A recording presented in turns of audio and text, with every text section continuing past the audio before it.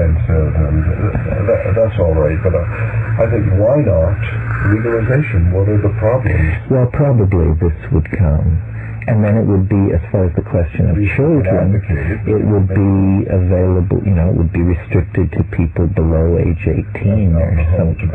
Right. No, I think ultimately what we're going to have to do is legalize all drugs. Now, a hidden aspect of this is that governments make enormous profits out of the fact that these drugs are illegal.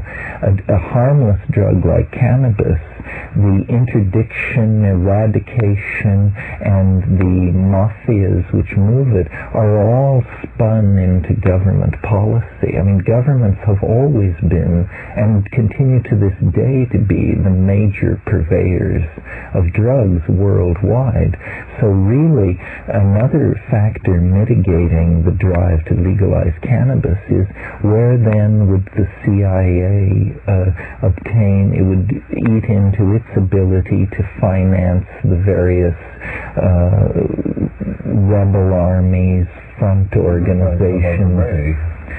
Yes, but what other way? I mean, for instance, when the mullahs took over in Iran and gained control of the Iranian opium trade, the CIA turned to cocaine and brought on the crack epidemic of the 1980s. So governments will turn to, would the government then create new synthetic drugs like ice and then peddle them to the public? Without doubt.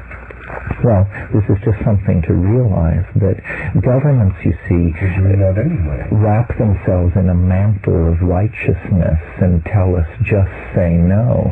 But in fact, governments are making millions off the illicit, billions off the illicit drug trade. The entire Mujahideen resistance to the Soviet occupation of Afghanistan was financed with the connivance of the CIA. Hashish was being unloaded on the docks of San Francisco in broad daylight by the metric ton at the height of the Afghan war.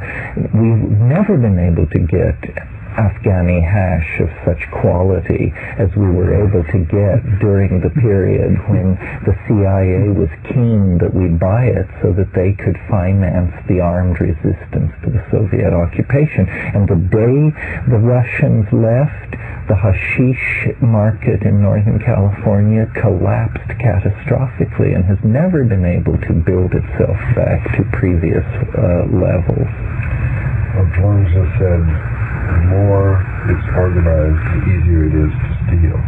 See, the more substances are controlled, the more shadow space there is for shadow governments, CIAs, mafias, and so on, to operate in the dark. So it's better to let go on all these fronts. And it's happening in Europe, especially, I think, it's much more significant, the decriminalization of heroin. There in these same parks in Switzerland, you see people sharing needles and so on. I think that's a very courageous experiment, and we'll get to see the results, and eventually perhaps it will spread to the United States.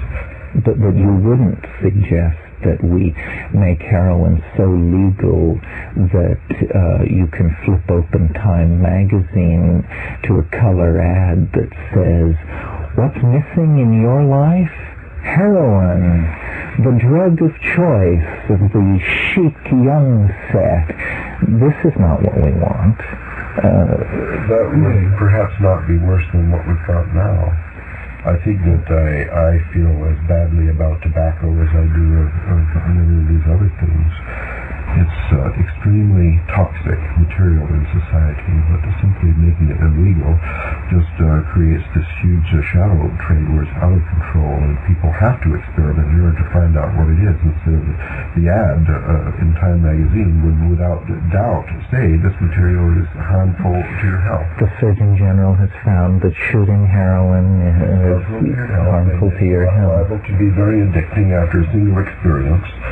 And so on. The information would be circulated, the shadow would be eliminated, the secret would be illuminated. I don't think that necessarily means that a lot more people would be addicted. I think probably fewer.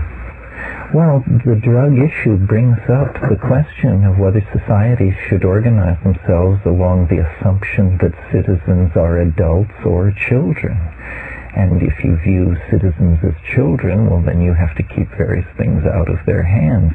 If you believe citizens are adults, then you have to believe that certain checks and balances will keep any negative practice from simply sweeping through society and destroying it. I believe that. I believe that if heroin were legalized, a very small number of people would destroy themselves with it, and that's their business, and society can absorb the cost of their slow suicide in the same way that we absorb the cost of the slow suicide that people undergo with tobacco and alcohol. And here are some more questions for grassroots science. Yes, well, in this drug area, grassroots science could do amazing things. Can be, it's just that the questions are never asked by big science because it really doesn't want the answers to some of these questions. To my mind, the life, liberty, and pursuit of happiness clause of the United States Bill of Rights, if it means anything, it must mean the right to experiment with psychoactive drugs as you personally see fit. What does pursuit of happiness mean otherwise? Nevertheless, there are these enormous and growing problems of cocaine and heroin abuse. Problems that no one seems to have an answer to, and which seems to be far worse than problems in the past. Well, I think it's a red herring. I think that if governments would stop dealing these drugs, these problems would disappear. I mean, the entire... The mafia and the General Noriegas and the Medellin cartels of this world, I think could carry on perfectly well without the help of the CIA. Yes. I think if the CIA told them that they would be highly at risk if they disobeyed orders and that a directive had just come down from the top that this was no longer going to be tolerated. I mean, much of the American cocaine comes in on Air Force planes. If you simply deny them the use of the American Air Force, it would pose a major problem to them in moving their... Not a suitable one. They've got other methods, boats, trucks across the Mexican border, all sorts of things. Well, you're not going to wipe it out, but you don't have to grease the slides for it. This is what the CIA is doing. But I think the experiments going on now with the decriminalization of heroin, which is similar to crack cocaine, I think, in its addictive power, they are very encouraging that method other than legal restriction could be successful in dealing with the crack problem. Well, for instance, take the tropanes. I mean, these are powerful, mind-altering drugs, cause visions, so forth and so on. The entire western United States is a range for the Jimson weed plant, and it poses no social problems whatsoever to anyone. And it's as powerful as any drug which exists. And it just is not a problem. So it's something about focus and glamorization of habits.